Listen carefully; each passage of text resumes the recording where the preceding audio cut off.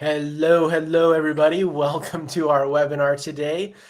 Really excited to have a good group of folks around us to talk about growing, your client base with with building accessible websites. We have a great group of panelists here on the line who have some really good insights into accessibility and kind of the space in general. For folks on the line, I'd love to hear where you're dialing in from and, tell us a little bit about that. We're going to wait a few minutes to get started here to let people join in. While we're letting people join in, let's go around and have folks introduce themselves. Judith, do you want to go ahead and start? Sure. I'm Judith Lewis. I'm the founder of DeCabot Consultancy.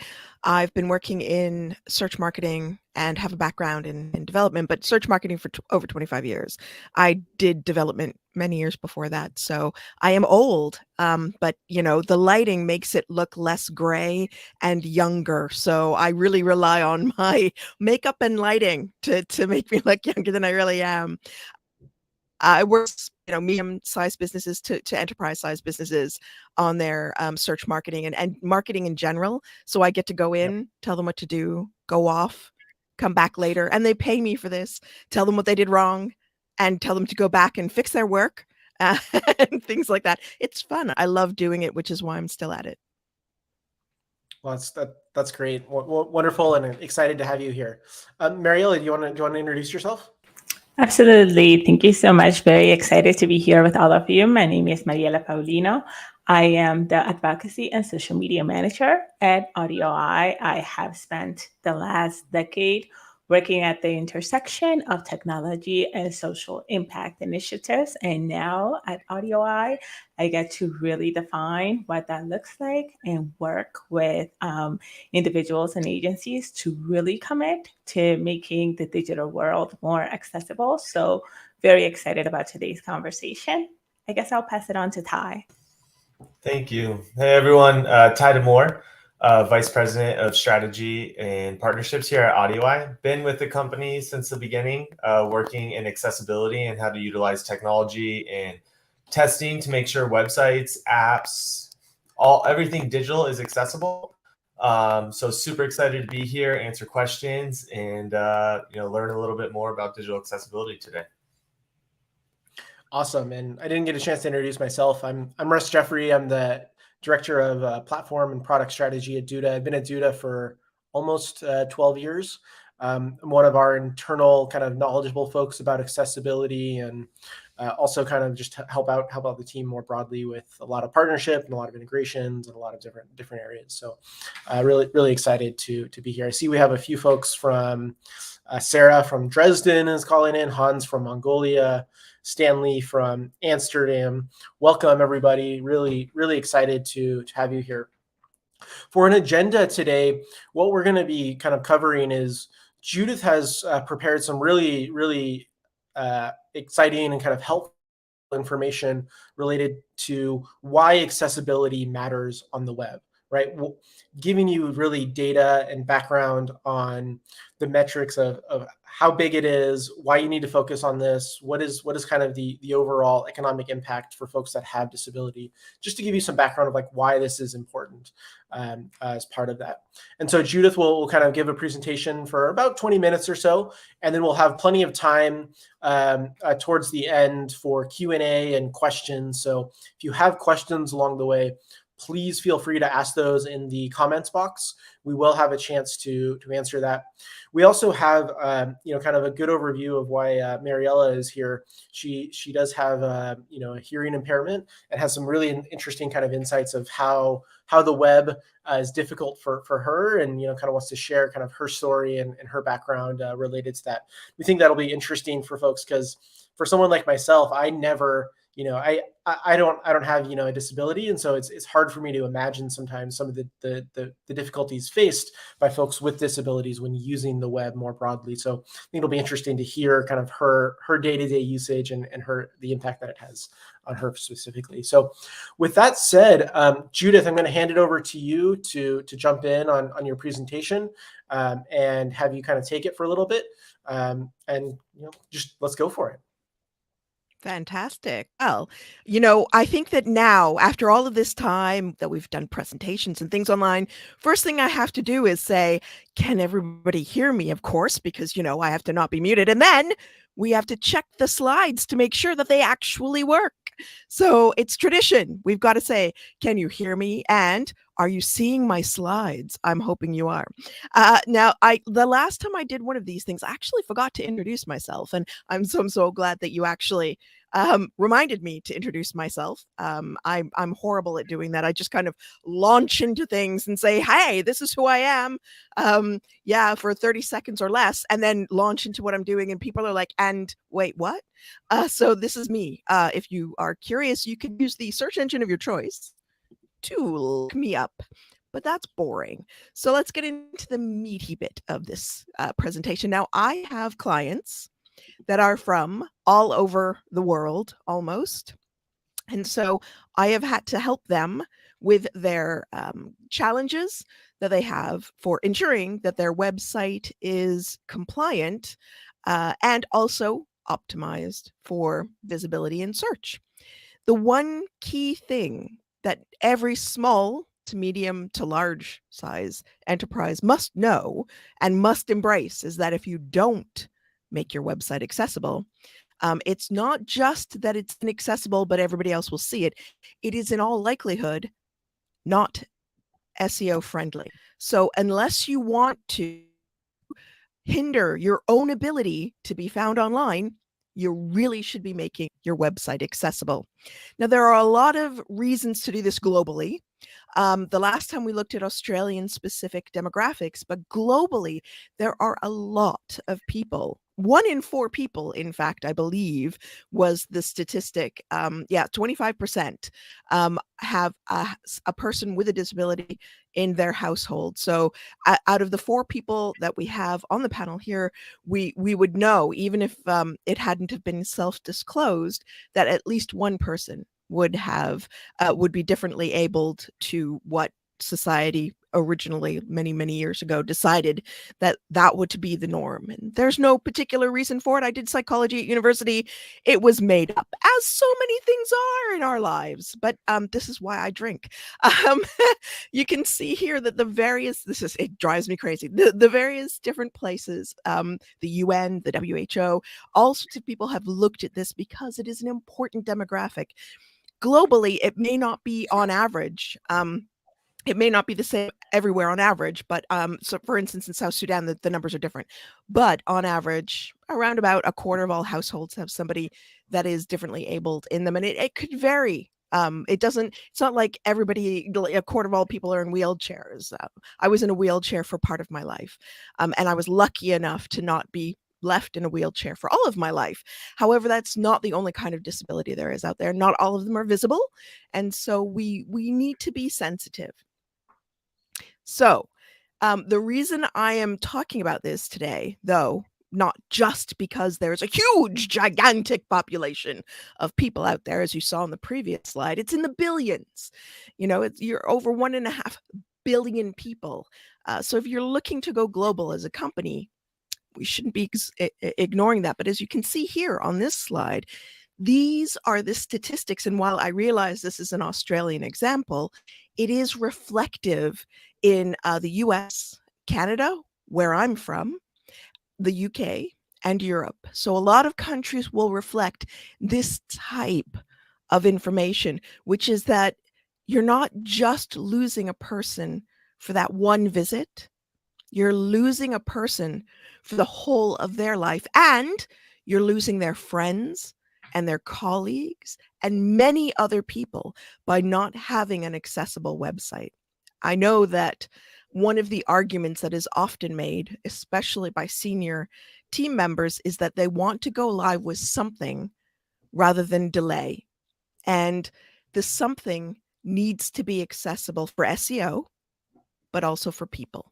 So if you think about it, look at the number in the middle there of that slide. 62% of small to medium-sized enterprises have not done anything in the past 12 months to make it easier for customers with a disability. Now, What does that mean? 62% of SMEs don't care about losing money for the rest of that customer's life. Not this visit, the rest of their lives and the lives of their friends. And 6 years from now and 12 years from now, that person will continually say, oh, don't buy from them.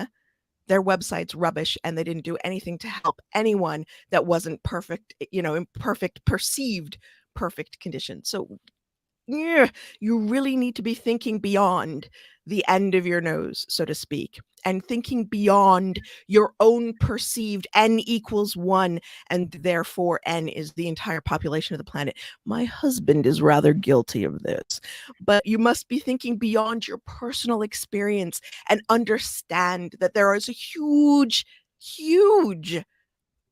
global group of people that, if they have a bad experience, are never coming back. I mean, look at the bottom there. Of the Australians that were surveyed for this, 1/3 avoided situations because of their disability. Is that who you want to be as a business? Do you want to be a business that someone is avoiding because they're not able, the same as the person who runs the business? No, that is not who you want to be as a business. You want to be better than that. You want to make money. You want to make lots of money. And do you know what? People have spending power that are not exactly the same as you. And, I wouldn't say exactly the same as me, because obviously, as I've disclosed, I am not perfect. And, I almost ended up for the rest of my life in a wheelchair. So, I got lucky, but not everybody is. So let's be thinking about everyone. Yes. So yes, and I accidentally blinded myself as a child, and that was another thing I am very lucky to have come out on the other side of. So yeah, you don't. This is why I didn't reproduce people, is because I didn't want a child like me. I would be gray by now, because I was in a lot of trouble as a child. Yes, but this is a very interesting piece of information about the power of people that are differently able. It doesn't matter whether you're blind, and lots of people can surf the web blind. It doesn't matter whether you have problems hearing. Lots of people watch videos, watch movies, do all sorts of things that aren't able to necessarily hear the soundtrack that was provided. And those people spending power. And it just boggles my mind that companies don't think about the billions of dollars or pounds. In fact, you might have seen a teaser of just how much money is being left on the table when you saw Anton's screenshot earlier, if you were on Twitter or on LinkedIn, because it is, there you go, $13 trillion in the US alone annually is left on the table by companies that are just too lazy or not insightful enough to realize that an SEO optimized website is an accessible website. And an accessible website is more visible to Google, to Bing, to Yandex, to Baidu, to DuckDuckGo, to all those search engines that are out there, and many others. And as an accessible website is more SEO friendly, it means more all around clientele. So we're thinking big picture here, not small picture. So by making your website accessible, you are making sure that you tap into the spending power globally. And while this is for the UK, these numbers exponentially increase, because if you think about the I'm not sure, I think we're over 7 billion people on the planet now. If you think about population and the spending power of that population, you can see where these numbers are coming from. Really, do you really want to be part of the £2 billion loss per month? Or do you want to be part of the group of websites that is making money because you've decided that accessibility counts? Because it does. It should be intuitive. And because accessibility counts, you've made your website accessible. And as making your website accessible has made it more SEO friendly, you win. It's a win. It's a win-win. You all win. But seriously, in 2020, and granted, we've been through a pandemic since then, the spending of disabled households in the UK, the spending power of disabled households was 274 billion. billion, 274 billion pounds was the spending power of these households, and you decided not to make your website accessible. That's a bad choice. In the US, there is an even larger potential. And I'm putting this down to money because I think that sometimes the C-suite or senior management need money, numbers of amounts of cash that they are going to lose in order to be swayed sometimes, because development time costs money. But yes, exactly. 13 trillion in disposable income every year. Think about that.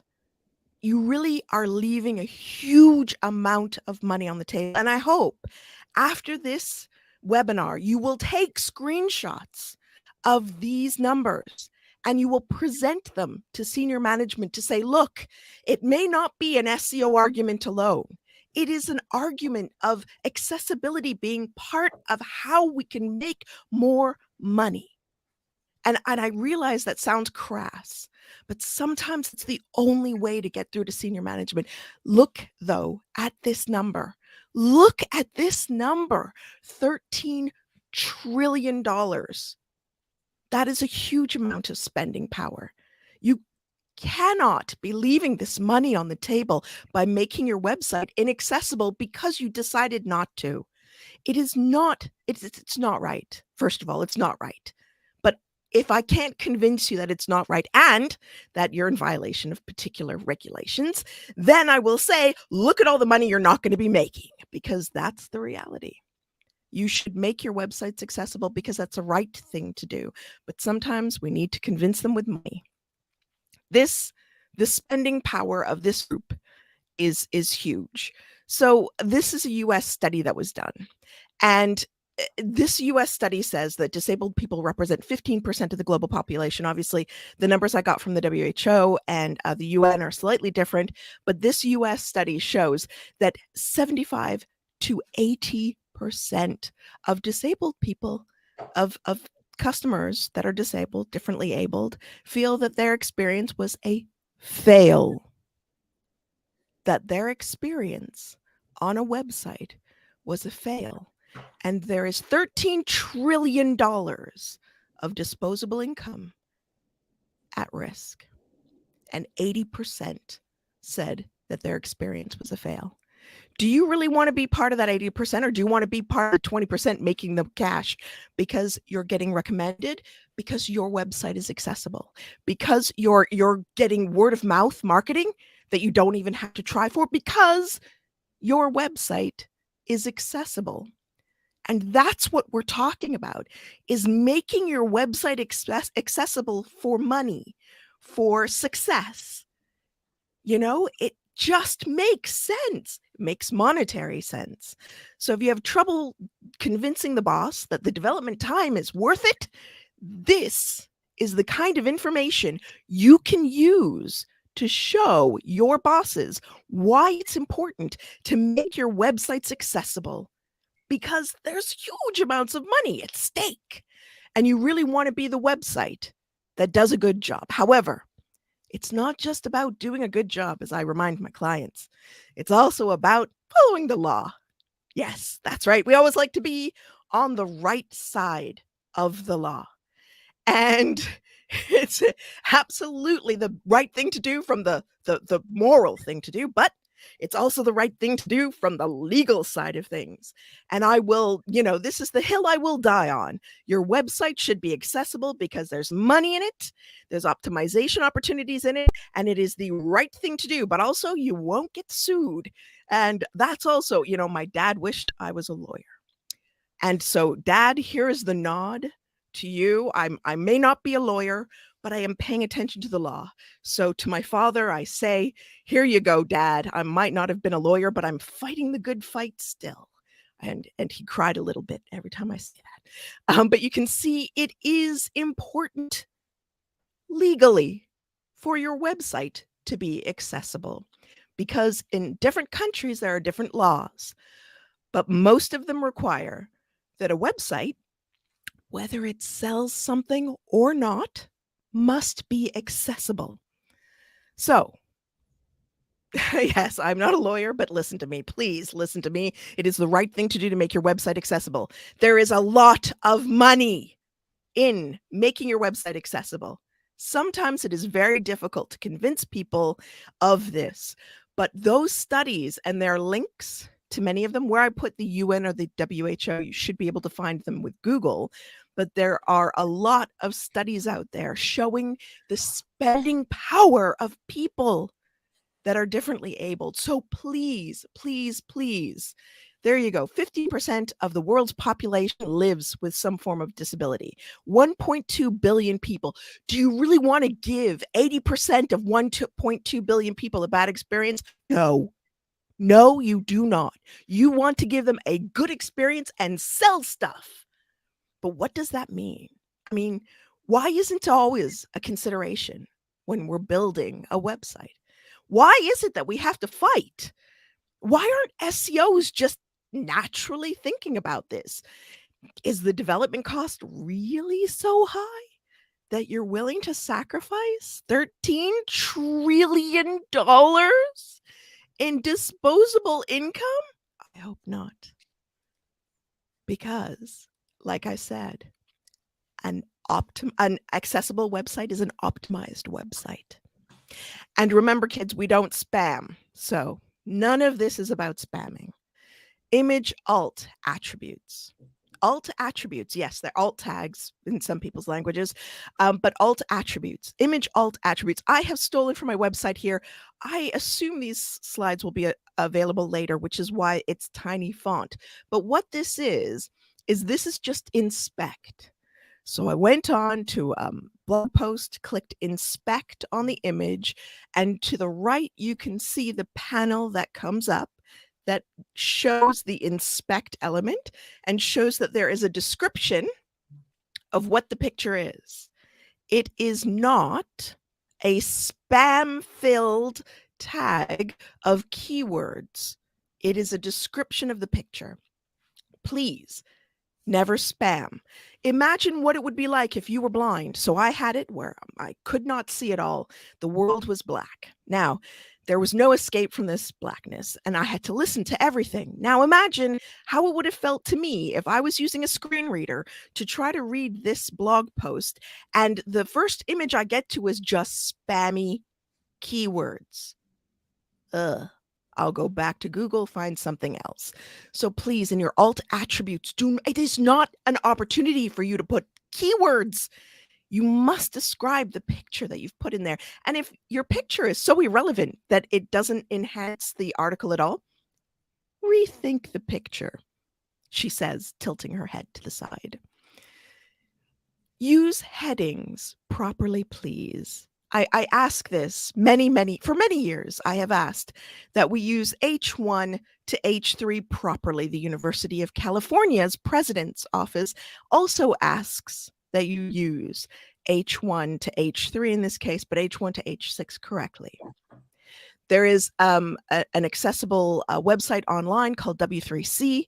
It will show you how to do this. However, the H1 is once, H2 subdivides the H1, and H3 subdivides the H2 in topicality. And we all know topicality is important. Again, this is inspect. So if you right click on something, if that's the way that you work, and you right click, if you're able to do so, on an element, on a page, and you're in a Chrome browser, it will give you the ability to inspect that element. And you can see on the right-hand side, the inspection that shows me if it's an H1, an H2, or an H3. You can also see that it is visually represented on the left-hand side with what I've highlighted. Give links, unique and descriptive names. I have put up here 3 different examples of descriptive links. I know we love our keywords and our anchor text and links and SEO, but I would like to say that since 2012, and I have been around a long time, since 2012 in the timeline of SEO things, we have been encouraged, I will say encouraged, by Google not to use keyword stuffed anchor text. I would also show you in this example, or by this example, that not spammily including keywords in the anchor text, but instead making it reasonable and readable is a better experience for people as well as search engines. So please think about that. Use color carefully as well. Think about what I just showed you with the links. You could tell what a link was because it had a different color and there was good contrast and the size and everything.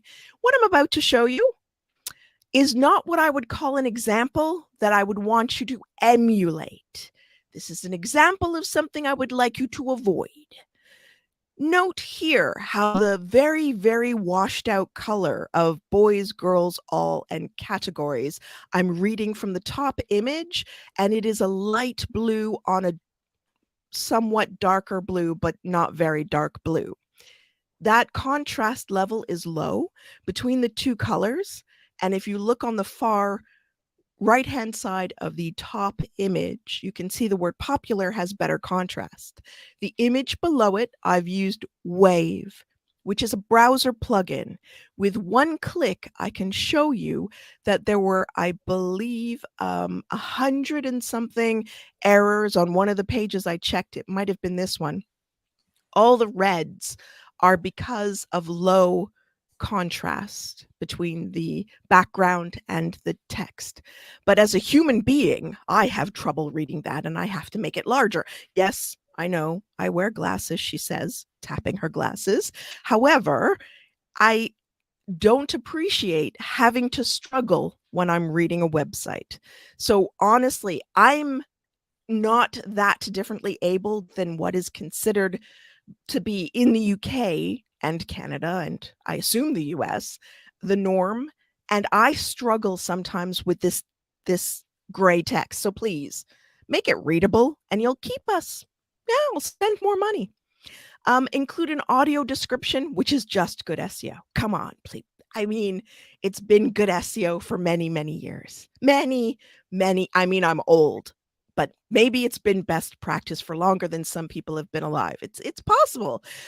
But honestly, including an audio transcription of something that is only verbal is very helpful. And so when you include an audio, in this case, a video transcription, it helps your SEO as well as helping people who can't hear. I've already mentioned Wave to check the site. So this is Berkeley's web access, and you can see even they, on their accessibility page, are not perfect. We're not looking for perfection, people. We're just looking to get close to being as accessible as possible. Now, perfection is something none of us can achieve, but we try. And the last point I would like to make is using closed captioning versus subtitles. Now, I am someone who constantly uses subtitles, constantly, and I can hear. Why? Because I watch a lot of stuff with the sound off because it annoys my husband. And that's because we second and third screen in this house. So he'll be watching TV, I will sit with him, and I will be watching something else with subtitles. However, sometimes it's better to go with closed captioning so that you understand that I'm touching my glasses to make a point. And if I can't necessarily communicate that in any other way than by verbal description, what happens when a character does something that somebody who can't see what they're doing can't see? So closed captioning helps me, if I can't see for while I'm watching that movie, understand what the characters are doing, because nonverbal communication is incredibly important. And we need to be able to communicate that. So think about what you're doing. Are you making something that needs nonverbal communication? Or is it okay if you're just subtitling and not using closed captioning? I prefer subtitling because I can see, but closed captioning is extremely important as well. So don't ignore on your videos for your website closed captioning. But at the very minimum, please, for me, subtitle, for me, subtitle, please, pretty please. And I would say accessible websites are important from an SEO point of view, as well as just a normal money-making point of view. So please don't ignore it. Don't just think it's a nice to have. It's not a nice to have. It's part of the fundamental fabric of your website. It should be done, she says, with emphasis and hand gestures. Make your website accessible, please. You can find me online if you have questions you are too shy to ask here and now. So if you would like to find me online, one of the ways is on Twitter. And on Twitter, I am at Judith Lewis. Thank you very much. Thank you so much, Judith. That was great, and really wonderful to see you speak so passionately about this topic. I will circle back because I do have some questions about this, and I also want to play kind of devil's advocate with you a little bit. And so, but first, what I want to dive in on for our conversation here is Mariella. I would love to hear just a little bit about your background and your kind of journey towards accessibility. And then also, if you want to speak just a little bit about your kind of challenges on, whether it's day to day or, using the web in general, I would love to hear that if you just want to go for it. Absolutely. Judith, that was an amazing presentation. Thank you so much for just leading us with that energy. So I have a hearing disability. I immigrated to the United States, to New York specifically in 97. And a few months after I arrived in this country, I contracted something called bacterial meningitis, which left me deaf in both ears. I was really at the intersection of a lot of luck and opportunity, and I was introduced to something that's called the cochlear implant. Was implanted on one ear and began the process of learning how to hear again and learned English as a second language. So through that journey, I've had the privilege of having access to hearing and speech therapy resources. I went on to college at NYU, got my first job out of college with the Department of Defense, and just really had venture into technology through a fellowship program that I left my Department of Defense government job to learn how to code. I was just fascinated the first time I created my first Hello World. I was just like, oh my God, I can do anything with this. And that really started my journey into tech. What really was a breaking point for me was right during the Trayvon Martin protest. I was driving in Washington, D.C. I got pulled over for the very first time. I was speeding, which you should never do in Washington, D.C. because you will get pulled over. And what had ended up happening was that the police officer was giving commands over the loudspeaker. Because of my hearing disability and the way that I process sound, I was not able to understand those commands. The situation very quickly escalated when the officer exited his vehicle and handed the holster. And when he came over to my window, I very quickly explained, I have a hearing disability, officer. I was not able to understand what you were saying, which de-escalated the situation. But at the end of that ordeal, the officer let me off with a warning saying, you really need to figure out what you're going to do the next time you get pulled over. I asked him, do you have any advice for me, any recommendations? He said, that's not my problem. Figure it out. Okay, I decided to pursue my master's degree at Georgetown University to study specifically how people with disabilities, and specifically people with hearing disabilities, interact with the police. And what I found in my research is that you literally have 6 seconds to communicate who you are to a police officer. They will look at the back of your car. Are you a National Rifle Association member? Are you a teacher? Are you a doctor? Who are you? Why are you speeding? All of these things happen within 6 seconds. And so I based my entire thesis on that, and I came up with a really practical solution, which was stickers that I put in the back of my car that say, "Death Driver." It took me doing my master's degree to just figure out this. But what that really sparked in me was the idea that these problems that I was having were not individual problems, but social ones. And from there, I started just really documenting my life, everything from dating as a person with a hearing disability to how I access captioning in the classroom to microphones that I use, and just really documented my life, how I travel. And it just took off. I started my own venture called Project Hearing, which I have still to this day. And from that journey, one opportunity led to another in the space of advocacy and technology. And I am now bringing all of these experiences that I've acquired over the last decade to continue building on what it means to be a digital advocate in our currently expanding digital world at AudioEye. So that is really what I'm about, why I'm here. Well, it's wonderful. Thank you for sharing your story and kind of the journey. That's it's really really interesting. Oh, that's cool. There it is. Wow. I'm wondering if you can speak a little bit of like maybe it's the tools that you use. I'm curious of, when you come across things that are inaccessible today, maybe it's a video on a web page or it's audio that's playing, or we don't have the transcriptions like Judith was hinting at, earlier. Are there ways that you have to kind of supplement, a website that you use? Absolutely. So, I mean, one of the big challenges is that even in 2023, not a lot of technology is built with accessibility in mind, often because, and Judith, you said it really beautifully, is people don't really have to think about these things.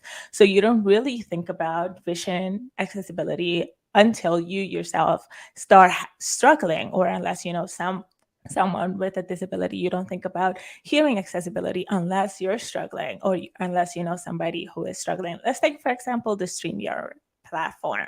The StreamYard platform doesn't have closed captioning, and yet I am here having a conversation with all of you, and I need that captioning to be able to follow along. And one of the things that I say is that people with disabilities are the original hackers. We've been needing to figure out how are we going to exist in this world that is not customized for us. And so there is a constant search for tools and different technologies that I am doing to make sure that the spaces that I show up, like the StreamYard session, is accessible. So what I did is, we're going to be doing a StreamYard. I need to be able to figure out how to make this space accessible for myself.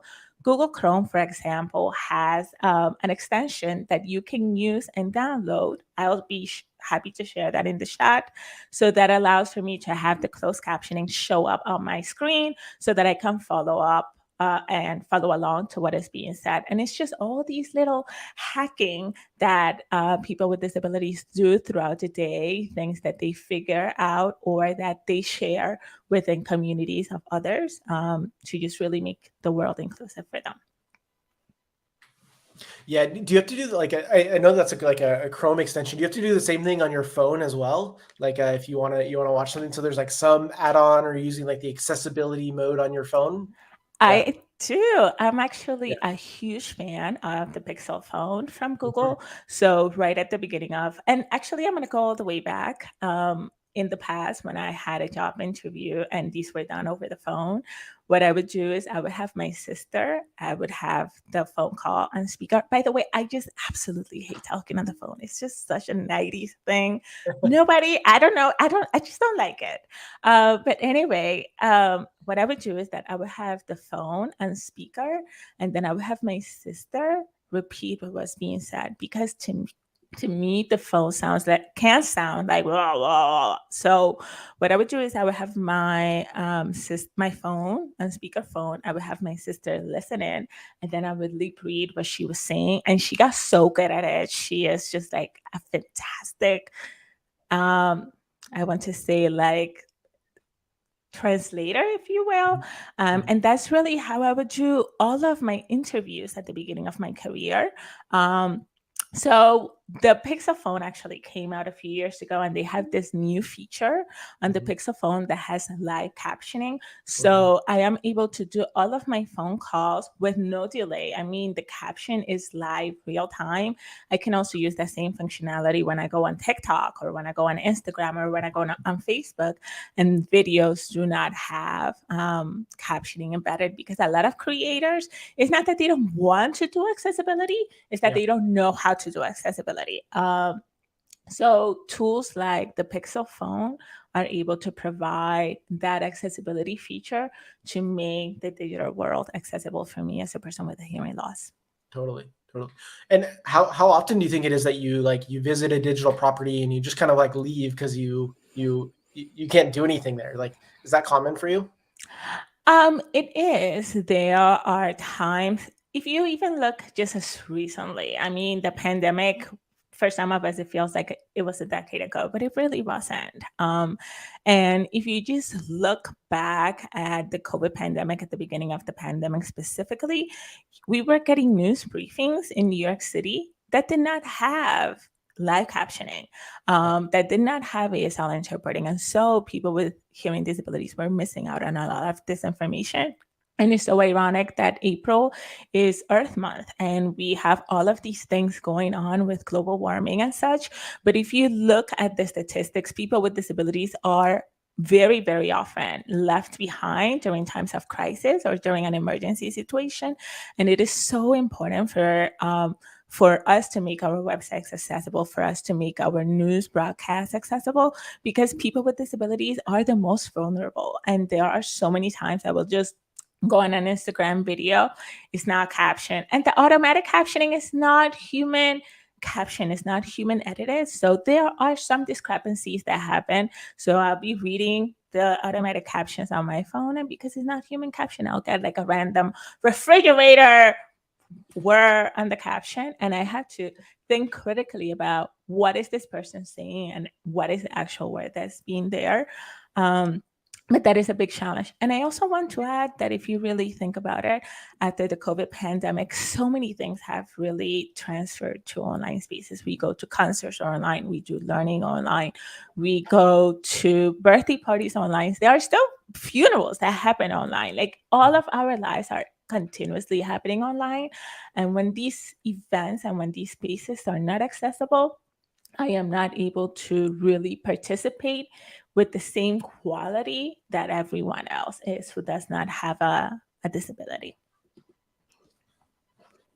Absolutely. It makes total sense. Yeah. And if I could interject, I also should point out that with a rapidly aging population, that people with hearing loss and sight loss will be people who can see and hear at the moment. But as they age, this changes. And we have a large proportion of people that are now entering that age. My father and myself both rely on the subtitles sometimes for movies or television programs where the characters are not enunciating or trying to be heard. They're mumbling and slurring their words. So it's not just about movies and TV and, as we've already said, interacting with people, but if your website is not accessible, that aging population with the money to burn, honey, is not going to be going to your website and spending money. So I know it sounds crass and I keep bringing it back to money, but Silver Surfers have some of the largest amount of disposable income and spending power. So by ignoring them, by not making your website accessible, you're ignoring money. I know it sounds crass, but that's what it comes down to at the end of the day. Sadly, that is one of the things that actually convinces people to make the move, whether that's the right thing or not. It is definitely a factor. I want to just take a minute or two and answer a few questions from the audience and kind of circle to them. Sarah was asking, to avoid visual noise, would you completely dispense with animated elements, graphics, sliders, or maybe include an off switch for animated elements? Yeah. What are kind of the best practices? Oh, anyone can jump in. I can take that. An awesome conversation we're having. I'm learning so much as well, and I've been in the space for over a decade. But yes, to answer your question, Sarah, and I know Justin's been adding some awesome links. Anytime you're having any type of slider, like let's say that there's a video in the background, it's a really cool video, and it's displaying like a school or so forth. You want to always have a pause button, right? You always want to give the ability to pause any type of graphic or any type of motion that is going on there. Now, there's a wide range around this. Epilepsy, if I have too much flashing content on a website, boom, does that trigger? But it's also just for, things that we're learning on, like ADHD. One of the big studies we've been looking into is, how does ADHD affect on the web? And if you have all this stuff going on without the ability to simplify down, it can cause. So, you definitely want to follow those guidelines, put a button there. and give the user preference and choice. If you're going to have a pause button, make sure it has tab focus in it as well, so you can navigate to it with a keyboard. But those articles that Justin has provided there should be of help. And if there's any more questions on that, feel free to reach out. We can always drop more resources in. That's great. T was asking a little bit earlier about sounds like they accessibility tested a tool or accessibility tested a website using Lighthouse, but we have found that adding the AudioEye app negatively impacts kind of the Lighthouse score, which is more of a speed and performance thing. So is it good practice to add an app like AudioEye, and why? Absolutely. I'll take that again. I will say at AudioEye, we are constantly looking at how we can improve our Lighthouse score, how we can improve the impact of the JavaScript on the site. We have a lot of articles that we will share after this, and T will send those over to you and send an answer to this. But optimization of that is something. Now, what we're seeing with inside Lighthouse, right, is that, and Judith, you talked to this, they're starting to compare accessibility. It's starting to move its way up on the ranking system. So we're hoping that even though it might have a little bit of a negative impact, that the accessibility will start to balance things out from a scoring perspective. And we will share a bunch of articles. We have an entire team focused and dedicated on making sure that it has the least impact on site performance out there. Yeah. And I can actually add, like we work closely with the AudioEye team, and they're installed across tens of thousands of Duda sites today. And we actually, from a real world performance perspective, we don't see an impact on the actual performance that visitors see. Lighthouse is detecting something because Lighthouse is very stringent with it, and adding anything to your website will have an impact, and so that's what Lighthouse is detecting. But actually, we don't see real world performance drops from using it. Yeah. The other thing too, right? Yeah, Judith, go ahead. Sorry, I was going to say, as a technical person with a background in dev, none of us is perfect, and Lighthouse is not perfect. So please use the tools that are available in Google Search Console in addition to Lighthouse to really check website performance, because Lighthouse is one snapshot on your connection. That's exactly right. That's exactly right. I think, Ty, I think underlying some of this is also great. How do you think about, using a tool like AudioEye as compared to actually implementing a lot of these accessibility fixes on the site yourself? Like, why would someone go down the path of either trying to do it themselves or using a tool like AudioEye in the first place? Absolutely. No, it's a great question. So accessibility is hard, right? It is. If it was easy, the whole web would be accessible. And when you look at doing it yourself, it is best practice. Develop with accessibility in mind. We have tools at AudioEye that we focus in with clients at doing it at the source code and doing it themselves. But the reality of the situation is, with how much time it takes, and then all of a sudden you hand a website over to a client and they're adding these photos, they're changing your heading structure, right? They're saying, Judith, I don't want H1, H2. I'm going to have H3, H1, H4. They start to mess around with it, and utilizing a tool like AudioEye gives the ability to make sure that the site is doing what is most important, which is being accessible and is presenting accessible options to the end user. So do we believe that it is best to do it at the source code, or do we develop tools to help you do it at the source code? Absolutely. But when you want to make sure that the site is accessible, you want to make sure that it's there. That is the most important thing.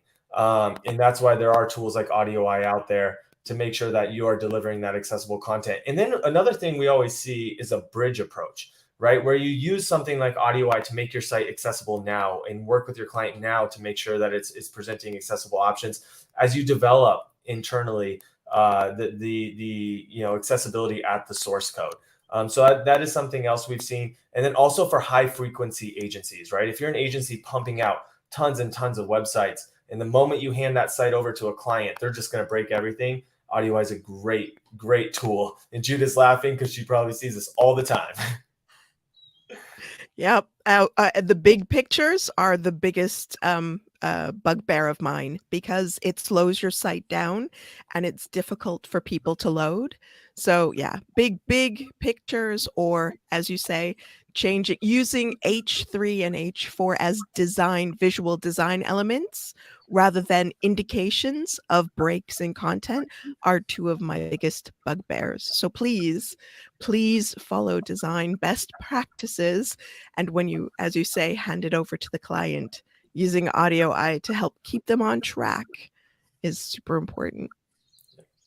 And one other thing I'll just add to that, Russ, is accessibility is it's like a proof, right? You need to be able to show what you're doing. And when you get into the legal situations, there's, the Americans with Disabilities Act, one of the first things you have to do is procure basically an auditor or a proof that your site is accessible. Those are big things that you can utilize audio, the AudioEye tool or so forth to show, hey, we made our site accessible and here's how, and here's why, and here's everything we did. And that's another big benefit in utilizing that third-party audit. Is that specifically of like, hey, we're getting hit by a lawsuit, or we have like an ADA claim against us when those apply, or is that just like broadly like people need to prove this from day zero of having a website or having a business that's accessible? Yeah, I would say that it does follow here in the United States is a lot of times around litigation, Okay. right? Clients are getting sued every single day. We're seeing, tens of thousands of lawsuits across the board for not complying with website accessibility. But then also what we're starting to see is like this new transition where, say I want to get some type of insurance on my website or for my business, they'll say, hey, well, show me proof that your site's accessible. Or let's say that, I'm in the education space or the federal space. Hey, show me proof that you can apply to people with disabilities for digital accessibility. So we're starting, a lot of it is driven by the legal regulations. I know in the EU with the digitalization project that is going on, you have to be able to get that money, you have to be able to show that your site is accessible. One of the things in our product is a sustainable testing and remediation plan, which is a documentation of everything that your site is doing for accessibility. Interesting. And it's the money. A little bit. Ty, I know that litigation has been increasing quite a bit in the U.S. Do you have any numbers that you can share related to kind of what that looks like and how serious it is right now? Yes, going back to like when some of the big lawsuits were first taking place was like 2017, right? We saw Target, we saw the MLB, the Winn-Dixie case. Since then, we've seen it pretty much double every year. Now there's two different types of ways that we can track this. One is actual lawsuits that are being filed. I think it was right around the 5,000, 6,000 mark that we have been seeing on actual lawsuits being filed. But then what we can't track is the amount of demand letters. Hey, I'm going to sue you if you don't do this. If you don't settle with me and sign a document that you're going to make your site accessible. Those are going out in the tens of thousands. Now we can't track that data. We can provide some estimates to that, and we can share that after. But we are seeing just a pretty much a double in the lawsuits that are coming out every year, and it's been very apparent after the Domino's case. Domino's went to try to fight this, saying, "Hey, we don't have to make our site accessible." And the Supreme Court actually rejected the case, stating, "Hey, we're gonna side with the lower court, and that's gonna hold precedent." So that is really around just kind of how much it's been taking off, and we're seeing this now coming internationally. Now, the EU might not be as in the world of the legal lawsuits as much as we are here in the United States, but they're really starting to crack down on, hey, if you want to get this grant money, if you want to actually provide this digital experience, you have to do this. And fines are really starting to be applied for that. Interesting. Cool. I want to take a second to get this question from Sarah here. Any input or opinions on the full page scrolling effect, where with every small turn of your scrolling wheel, you jump to the next section where it automatically kind of takes you?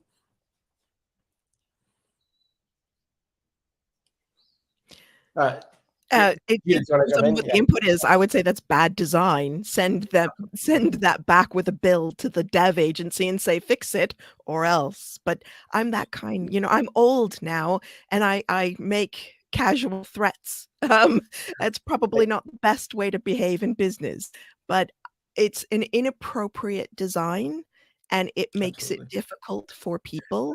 Anything that makes it difficult for people to use is bad design and should not be released. It depends on how the jump is happening with the mouse scroll, but it could be too much of a shift in layout due to a small interaction, and that's bad design. So I don't know of many websites I've encountered, but I would complain to the company and say, it has made it unusable and I can't purchase your product. Make it about the money.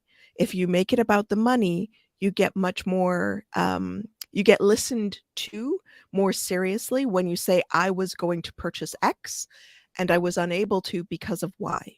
If it is a content site, possibly they did that deliberately in order to load another ad, and it could be that they will never change because they want the money, and forcing the ad load is how they're making the money. So they may not respond well to a complaint about the jumping if that's what they're selling. Yep. Yeah. The one thing I would just, go ahead, Mariela. Yeah. I would love to add to that. I do agree that that is bad design. One of the things that you always want to be conscious of is that you may have a user who either has a physical or cognitive disability. And so having that functionality makes it impossible to use a mouse or a trackpad. And so just always design your website assuming that the user is not going to be using a mouse. That really is best practice for design. So make sure that the user is not using a mouse, and if they are not able to navigate your website without a mouse, your website is automatically not accessible. Great, thank you. Yeah, that was going to be my answer. Yeah, you beat me to it. That's great. So we're running close on time, guys, and to wrap up here, I'd love to hear just from each one of you if you guys have either one takeaway that you think is really important from this conversation or one thing that you want to share.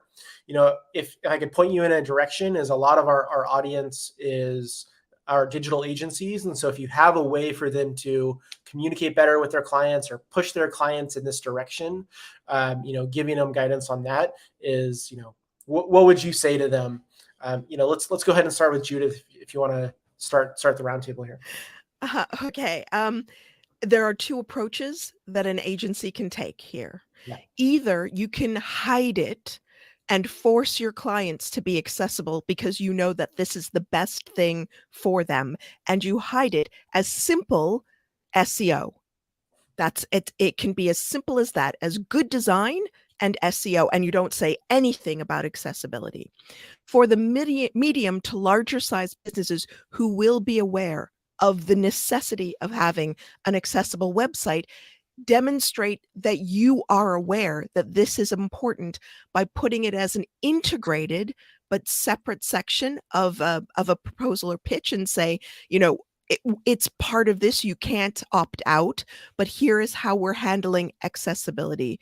So either hide it or make it really obvious, depending on your audience, but do it no matter what.